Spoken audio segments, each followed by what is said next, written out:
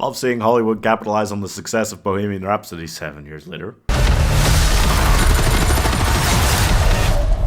You recognize her?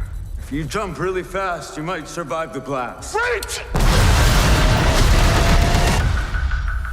This is just Taken for guys who like coding. Or Mr. Robot for people who don't like coding that much.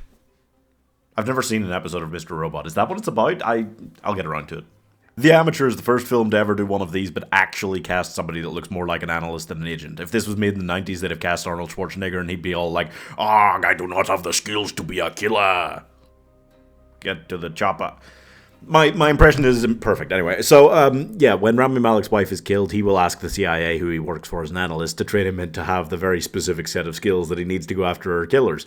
And then they will say, fuck no, you really can't shoot a gun. And he will say, well, I'll use my brain to defeat them. This is literally like every nerdy guy's version of the dad goes and saves people fantasy, you know? This is the only time in an action movie that a guy has been like, oh, I work for the CIA, but I'm just a desk dude. Like, I chill and I like staying at home with my wife. I don't like traveling. I've never been anywhere.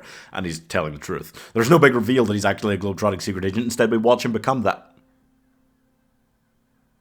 We watch him become that over the course of the film. And it's... From there, it's nothing that you've not seen before. You know, he wants to kill these 4 people that were in on killing his wife, and then he learns vaguely how and goes after them. And there's about 20 moments where somebody is like, oh my goodness, we have underestimated this individual and what he is capable of. Just keeps happening. This is kind of just Jason Bourne if they showed you 15 minutes more about how he, like, just randomly turns up in places and gets behind people and does the whole, oh, look, you're looking sad today, and oh my god, he's right behind you. Like, if it just showed you more of how he does that, and if Jason Bourne had to watch a full lockpicking tutorial YouTube video while in the middle of a break-in. Like, that's an actual scene. I'm just saying, couldn't you have watched the video before? No?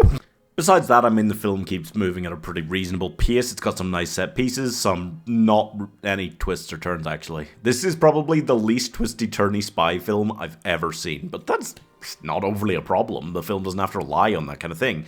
Rami Malek is great at playing another vaguely autistic expert in his field. You know? This is kind of like if they'd cast John Krasinski as Jack Ryan, but while he was still starring in The Office. You get the idea.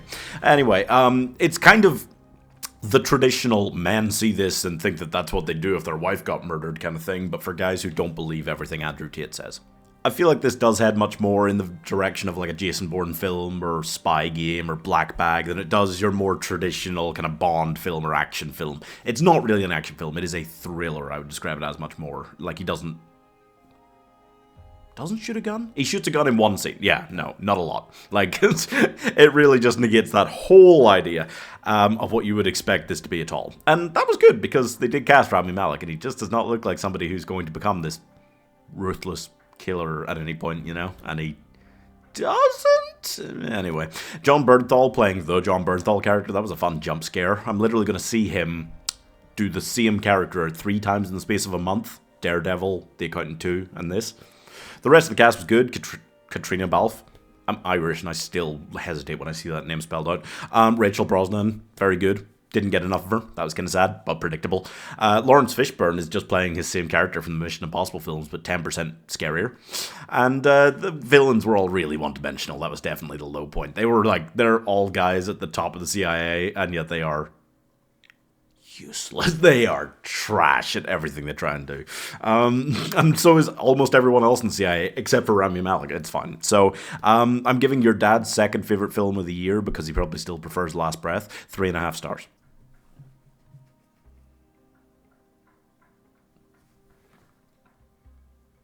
Excuse me. No.